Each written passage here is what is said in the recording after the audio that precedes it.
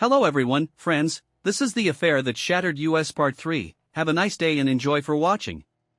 Mark wasn't happy when he found out I'd hired a lawyer. He stormed into the house one evening, his face red with anger. So that's how it's going to be, he spat. You're dragging lawyers into this now? I stood my ground. You gave me no choice, Mark. You tried to bully me into signing away everything. Did you really think I wouldn't fight back? His expression shifted from anger to something colder, more calculating. You're making a mistake, he said, his voice low and steady. You think you can win, but you can't. I'll make sure of it. I refused to let him see how much his words rattled me. Do whatever you need to do. I'm done playing your games. But deep down, I knew Mark wasn't bluffing. He thrived on control, and now that he was losing it, he was becoming more dangerous. Not long after that confrontation, I started noticing strange things around the house. A picture frame was slightly crooked, even though I hadn't touched it. My laptop, which I always left closed, was open on the desk. At first, I thought I was imagining it until I found the hidden camera.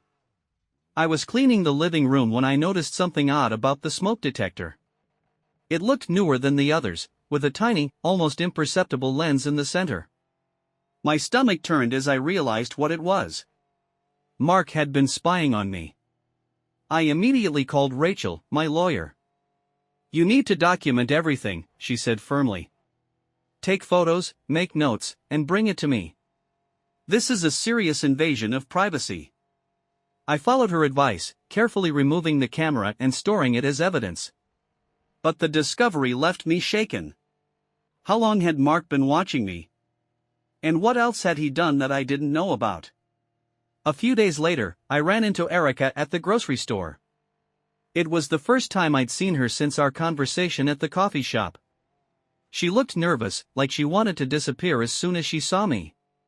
Erica, I said, blocking her path. We need to talk. She sighed, clutching her shopping basket like it was a lifeline. What more do you want from me? I already told you everything. Did you know about the cameras? I asked bluntly. Her eyes widened. What cameras? I explained what I'd found, and her expression shifted from surprise to fear. That's disturbing, she said quietly. But honestly, it doesn't surprise me. Mark's been obsessed with control since the beginning. Her words sent a chill down my spine. If she was telling the truth, Mark's behavior was worse than I'd thought. Erica, I said, my voice trembling, is there anything else you're not telling me? Anything that could help me? She hesitated, looking torn. There's one thing, she said finally. I wasn't the only one. Mark, he's been with other women. I don't know how many, but I know I wasn't the first. The revelation hit me like a punch to the gut. For all his lies and manipulation, I'd never considered the possibility that Erica wasn't the only one. It made me wonder how much more of my marriage had been built on lies. Fueled by Erica's confession, I started digging deeper into Mark's affairs, both personal and financial. With Rachel's help, we uncovered something shocking, a hidden bank account. Mark had been funneling money into it for months, possibly longer. He's been preparing for this, Rachel said as we reviewed the account statements. He knew this day might come, and he's been stashing money to protect himself. The discovery was infuriating, but it also gave me leverage. Rachel filed an injunction to freeze the account, ensuring Mark couldn't access it until the divorce was finalized. It was a small victory, but it felt like a turning point. For the first time, I felt like I was regaining control. But I also knew Mark wouldn't take it lying down. The freezing of Mark's hidden account ignited a new level of fury in him. When he found out, he showed up at my door unannounced, pounding so hard I thought he might break it. You think you're so clever, he snarled as I opened the door just a crack. Freezing my account? Who the hell do you think you are? I stood firm, keeping the chain lock in place. I'm the woman you betrayed, Mark. Did you think I'd just roll over and let you win? His face twisted with anger, but there was something else there too, a hint of panic. You don't understand what you've done.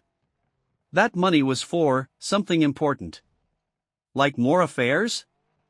I shot back. Or are there other lies you've been hiding? Mark didn't answer, and for a moment, I thought I saw genuine fear in his eyes. It was enough to make me wonder, what was he so afraid of losing? With Rachel's help, I continued to dig into Mark's financial and personal life.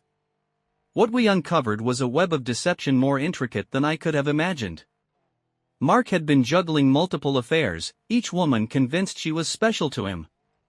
He'd even used the hidden account to shower some of them with gifts, jewelry, trips, expensive dinners. But that wasn't the worst of it. One of the women, a young co-worker named Lila, had left a paper trail. Emails, receipts, and even texts that painted a clear picture of their relationship. It was enough to not only strengthen my divorce case but also potentially damage Mark's reputation at work. Rachel smiled grimly as she reviewed the evidence. He's been sloppy. This is exactly what we need to turn the tables. Meanwhile, Erica reached out to me again. I was hesitant to meet with her, but her message sounded urgent. I need to talk to you. I've remembered something important. We met at the same coffee shop as before, and she looked more anxious than ever. Mark's been threatening me, she said, her voice barely above a whisper. He told me to keep quiet about everything or he'd ruin my life. Why are you telling me this now? I asked, still unsure if I could trust her. Because I'm scared, she admitted. Mark isn't who I thought he was. He's manipulative, controlling, and I think he's capable of worse than we realize. Her words sent a chill through me. Erica wasn't just afraid, she was terrified. And for the first time, I realized that Mark's behavior wasn't just about control. It was about power, and he was willing to go to any lengths to maintain it. A few days later, I received a mysterious envelope in the mail. Inside was a USB drive with a note that simply read, "You'll want to see this." Suspicious but curious, I plugged it into my laptop and found a series of video files. The videos were surveillance footage from cameras I hadn't even known existed. They showed Mark meeting with various people, some of whom I recognized as his co-workers or acquaintances, and others who were complete strangers. The conversations were muted, but the body language was clear. These weren't casual meetings. They were calculated and tense. One video, in particular, caught my attention. It showed Mark handing an envelope to a man I didn't recognize. The exchange was quick, almost furtive, and it left me with more questions than answers. I sent the footage to Rachel immediately. This could be huge, she said. If we can figure out who that man is, we might be able to uncover what Mark's really been up to. As the pieces started to come together, I began to see Mark for who he truly was. He wasn't just a cheater or a manipulator, he was a master of deception, someone who thrived on control and power. But for all his cunning, he was starting to unravel. With every secret we uncovered, I felt a little stronger, a little closer to breaking free. But I also knew that the more we exposed, the more dangerous Mark could become. This wasn't just a divorce anymore. It was a battle for survival. Rachel and I started investigating the man in the video, the one Mark had handed the envelope to. After some digging, Rachel identified him as a private investigator named Thomas Grant. At first, we thought Mark might have hired him to track me, but what we discovered was far more chilling. Thomas Grant wasn't just a PI, he had a reputation for digging up dirt on people and using it to ruin them.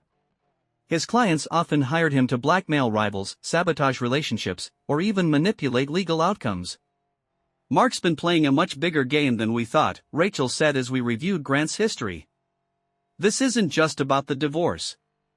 He's trying to cover his tracks and make sure you don't have the upper hand. The revelation left me shaken. Mark wasn't just trying to intimidate me, he was actively working to destroy me. That evening, I received an anonymous text, "Stop digging or you'll regret it." My blood ran cold. The message didn't say who it was from, but I didn't need to guess. Mark was escalating, and he wasn't playing fair. I forwarded the text to Rachel, who urged me to stay vigilant. "This proves he's feeling cornered," she said. "But don't let him scare you. That's exactly what he wants." Easier said than done. Knowing Mark's manipulative tendencies was one thing, realizing he might be willing to go to extreme lengths was another. A few days later, Erica showed up at my house unannounced. She looked pale, her hands trembling as she held out a folder. "What's this?" I asked. "It's everything I have on Mark," she said. "Emails, texts, even some receipts he asked me to cover up." I opened the folder and found a treasure trove of evidence, proof of Mark's affairs, his shady financial dealings, and even correspondence with Thomas Grant. "Why are you giving me this now?" I asked, still wary of her intentions. "Because I'm done being afraid of him," she said. "I want to make things right, and I know this is the only way." For the first time, I saw genuine remorse in Erica's eyes. She wasn't just trying to save herself, she was trying to help me. When Mark found out Erica had turned on him, he lost it. He showed up at my house, banging on the door and shouting for me to let him in. "You think you can turn everyone against me?" he yelled. "You're going to regret this, both of you." I didn't open the door. Instead, I called the police. By the time they arrived, Mark was gone, but the incident left me rattled. It was clear he was unraveling, and his desperation made him even more dangerous. With Erica's folder and the surveillance footage, Rachel built a case that painted a damning picture of Mark. She filed motions to subpoena more of his financial records and even reached out to Thomas Grant, who, under pressure, admitted to working for Mark on multiple occasions. Mark's house of cards was starting to collapse. His carefully constructed facade of charm and control was crumbling, and for the first time, I felt like I might actually come out of this stronger. But I also knew Mark wasn't done. He still had tricks up his sleeve, and I couldn't let my guard down. Thank you very much for watching. Please support me by subscribing, liking and of course commenting. See you next videos.